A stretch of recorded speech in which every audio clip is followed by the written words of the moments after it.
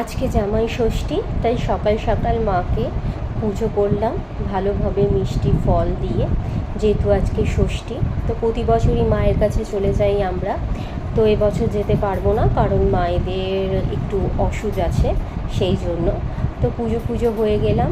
এবারে কী হবে, আমার হাজব্যান্ড অফিসে যাবে। প্রতি বছর মা খুব সুন্দর করে আমার হাজব্যান্ডকে জামাই ষষ্ঠীতে রিচুয়ালসগুলো পালন করে এবং খেতে দেয়। তো সেই হিসাবে যেহেতু মা নেই, সেহেতু আমি কী করলাম, একটু আলু ভাজলাম, একটু গোল গোল করে বেগুন ভাজলাম, আর দেখো গরম গরম ফুলো ফুলো লুচি। তো আজকের ব্রেকফাস্টে আমি আমার হাজব্যান্ডকে চানার পনির, বেগুন ভাজা, আলু ভাজা, মিষ্টি আর লুচি দিলাম, এবং তার সাথেও দিয়েছিলাম আম এবং জল।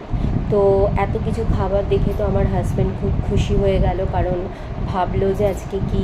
আমি বললাম যে আজকে তো স্পেশাল জামাই ষষ্ঠী, তো মায়ের কাছে তো যাওয়া হয়নি, তো সেই হিসাবে আমি ভাবলাম যে ঘরেই তোমাকে একটু স্পেশাল কিছু করে দিই। তো সেই হিসাবে ও খেতেও বসে গেল, ও অফিস চলে গেল, নিয়ে আমরাও কী করলাম, খেতে বসে গেলাম আমি এবং আমার ছেলে। কারণ ও ঘুম থেকে উঠে পড়েছিল, তো ভাবলাম যে আজকে যেহেতু ব্রেকফাস্টে লুচি হয়েছে, তো আমরাও দুজনে লুচি খেয়ে নিই। টাটা।